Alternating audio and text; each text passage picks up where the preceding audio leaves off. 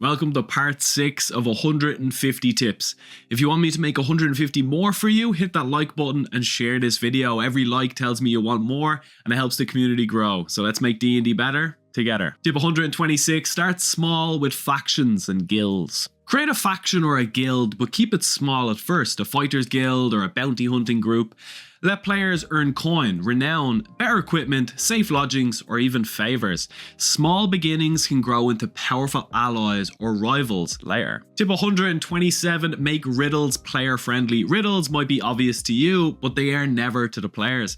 Always provide 2 alternative ways to solve it. A hidden object in the room, maybe they can picklock the door, or a clever observation. Keep time in mind and let players feel challenged without stalling the game. Tip 128, keep the party connected. Try to keep your party together, but when splitting makes sense, give them tools to stay in touch, maybe sending stones, scrolls of message, or magical signals. Communication keeps the story flowing and prevents one player from feeling lost. Tip 129, pre-roll monster initiatives. If combat is likely next session, roll initiative for your monsters ahead of time and have their turns ready. The more prep you do, the faster the game flows, keeping players immersed and the action intense. Tip 130, manage spell components smartly. If a wizard uses a component pouch, let them replenish at a herbalist for a small fee.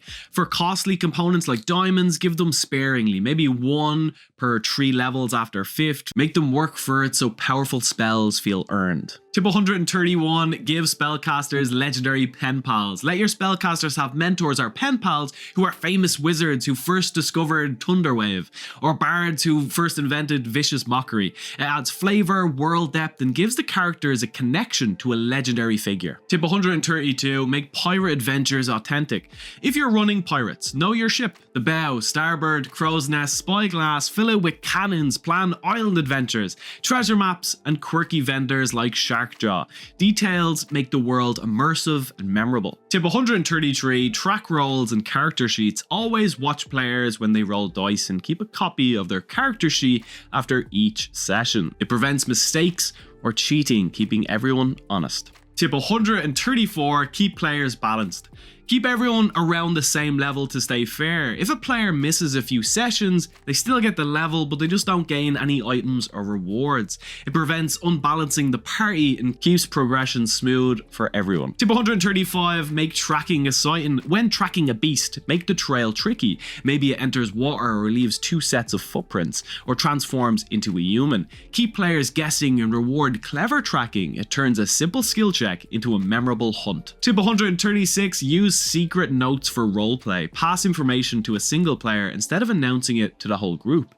Let them decide if and when to reveal it. It keeps everyone suspicious and encourages roleplay and creates tension in the party. Tip 137, let players name NPCs and monsters. If a player jokingly names an NPC or a monster, use it. They help build the story, and the players will always remember characters more when they're the ones who gave them the name. Make the world feel collaborative and fun. Tip 138, handle player arguments calmly. Arguments happen, and as the DM, you need to stay level-headed. Step in if 2 players clash. This is how the rules will work for now, and then I'll check them later. If it's unrelated to the game, remind them not to bring real-life issues in and talk individually after the session. Tip 139, embrace mistakes. As a DM, you will mess up. You will mess up a reveal, a monster, an NPC's name, a creature's missing arm, a condition, or a reaction. Everyone does it. Don't stress, learn from it, and keep the game moving. Mistakes make you a better DM over time. Tip 140, use sensory details for creatures. When describing an approaching creature, use sound, smell, and environment. Growls, roars, the hiss of gas, or the stench of sulfur, temperature changes, or other sensory cues that make encounters vivid and heighten the tension. Tip 141, devil contracts as props. If a devil offers a soul bargain, have a physical contract ready and hand it to the player. Even if they refuse, the devil can always say, keep it in case you change your mind. Props make temptation feel real. Tip 142, keep leader fights dynamic. When a leader or captain fights, have reinforcements arrive every round or 2 to maintain tension. Swarms of ravens until the raven witch is killed, or skeletons until the skeletal mage falls. Keeps the combat exciting and forces strategic play. Tip 143, make rests risky. When the party rests, always ask who's on watch. If no one is, roll a d20. 10 or higher, they're fine. Below that, they get robbed. If someone is watching, let them spot a thief or a creature sneaking in. Night attacks create tension and stories. Tip 144, introduce a rival adventuring party. Bring in a rival group at some point. They insult the party or finish bounties faster. They could return with a wyvern's head and challenge the players. Beat that. Rivalries create competition and roleplay. Tip 145, track player fears. If a creature instills fear, note it. Tell that player that they are afraid of it. Encourage roleplay as they react. At the start of the campaign, ask each other for one fear, drowning, heights, darkness, and use it to make encounters personal. Tip 146, make battles cinematic. When planning combat, think about the stage that it's on. Is it on top of a tower or a frozen lake? In the sky or on board a ship? Unique locations make battles unforgettable and give the players opportunities for creative tactics and epic moments. Tip 147, use subtle warnings to build tension. Give the party hints of danger. A goblin scout can be seen ahead. Skeletons seem to be crowding outside the cave. There seem to be claw marks on the wall or bloody warnings that say turn back now. Evil shrines and signs usually do the opposite. They pull players in instead of out. Tip 148, describe player actions cinematically. When a player attacks, act it out with vivid verbs.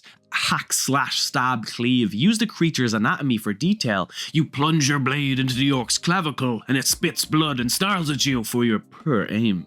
Make combat immersive and exciting. Tip 149, prepare contingencies for failed checks. If a player fails a roll, don't just move on. Have small clues ready, a dark shadow, a breaking branch, a strange sound, so failure still provides information and keeps tension high instead of saying, never mind. Tip 150, use maps to convey story and danger. Give a players a map of a region or a town, but always remember each map has a purpose. A treasure hunter's map differs from a guard's patrol notes. Maps can reveal danger zones, secret paths, or clues in the creator's style. Orc maps show that cities are danger. Guard maps highlight where bandits are, so it makes exploration meaningful. Always remember, being a DM isn't about being perfect, it's about creating moments your players will never forget. So be honest, be fair, and don't hold their hand. Let them shine, let them fail, and above all, let them tell the story with you. That's the mark of a good DM. And if you like these 150 tips, give it a like, subscribe, and drop a comment with your own DM advice. Maybe I'll feature it in my next 150.